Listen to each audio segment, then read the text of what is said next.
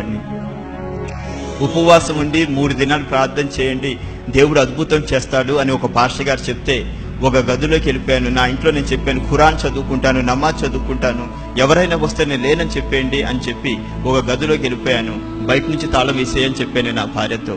లోపలికి వెళ్ళి తల మీద ఉన్న టోపీని పక్కకు పెట్టాను, ఖురాన్ పక్కన పెట్టి ఒక బ్రదర్ ఇచ్చినటువంటి కొత్త నిబంధన దాన్ని చదువుతూ మోకాళ్ళు వేసి అడిగాను, నువ్వు సహాయం చేస్తే నీ పేరు చెప్పుకుంటాను యేసయ్యా, యేసయ్యా జీవితకాలం నీకు రుణపడి ఉంటాను యేసయ్యా అని కన్నీళ్లు పెట్టుకుని ప్రార్థన చేయడం మొదలు పెట్టాను.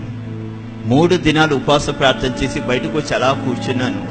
నీ దిక్కున్నవాడు చెప్పుకోరా, నీ బాబుతో చెప్పుకోరా అని చెప్పిన వాడే తీసుకొచ్చి మొట్టమొదటిగా నాకు డబ్బులు ఇచ్చాడు. ఇది కళా నిజమా అని అలా చూస్తున్నాను. వడ్డీ ఎంతైందో చెప్పండి అని అంటున్నాడు. నేను వాడికి లేచి నిలబడి, నాకు వడ్డీలు వద్దండి, అసలు ఇచ్చారు, నాకు అదే చాలు అని చెప్పాను.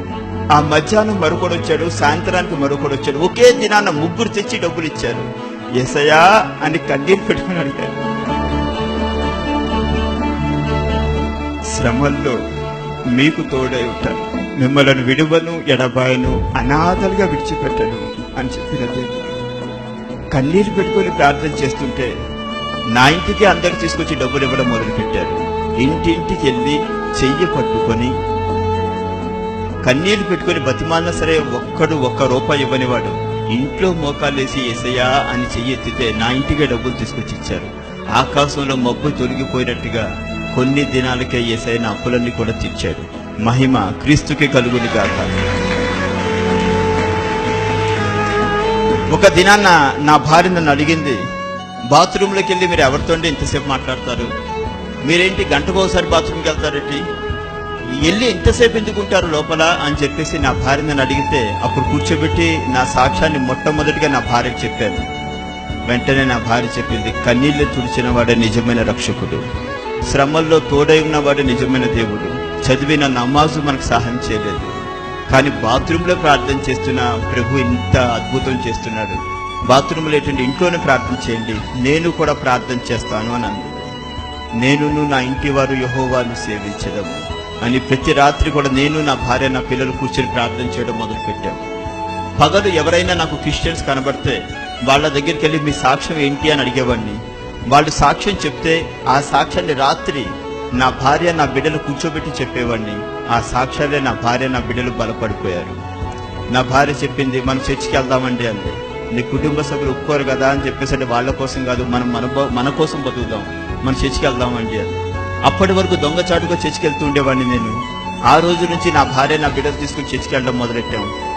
ఆ విషయం తెలుసుకున్న ముస్లిమ్స్ మా ఇంటికి వచ్చి, ఎరా కలిసిపోయావా, దిగిపోయావా, తగిలించేసుకున్నావా, అమ్ముడిపోయావా అని అడగడానికి వచ్చారు.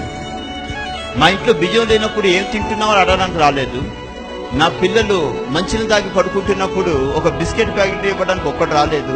కానీ బైబిల్ పెట్టుకుని చేసుకెళ్తుంటే అడగడానికి మాత్రం వచ్చారు. నా ఇష్టం, నా బ్రతికిది అని చెప్పాను. ఎలేసేస్తామన్నారు. ఎలేయడం అంటే ఏంటి అని అడిగాను. ఏ ముస్లిము మీ ఇంటికి రారు అన్నారు. చాలా సంతోషం, నాకు అదే కావాలి అన్నా. నువ్వు చనిపోతే కబర్స్థాన్లో చోటేమో, మీ అమ్మ చనిపోయిన కబర్స్థాన్లో చోటేమో అని చెప్పేసి అన్నారు.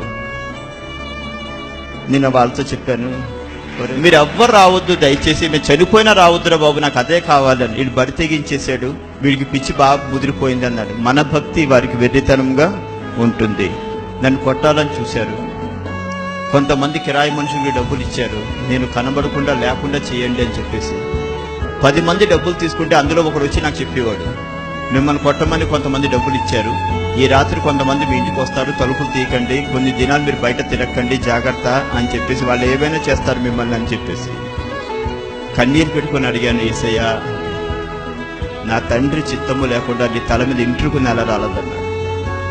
నీ పాదములకు రాయి తగలకుండా నేను నా దూతలను ఆజ్ఞాపిస్తాను అన్నాడు. 3 సార్లు పోలీస్ స్టేషన్లో కంప్లైంట్ ఇచ్చారు నా మీద.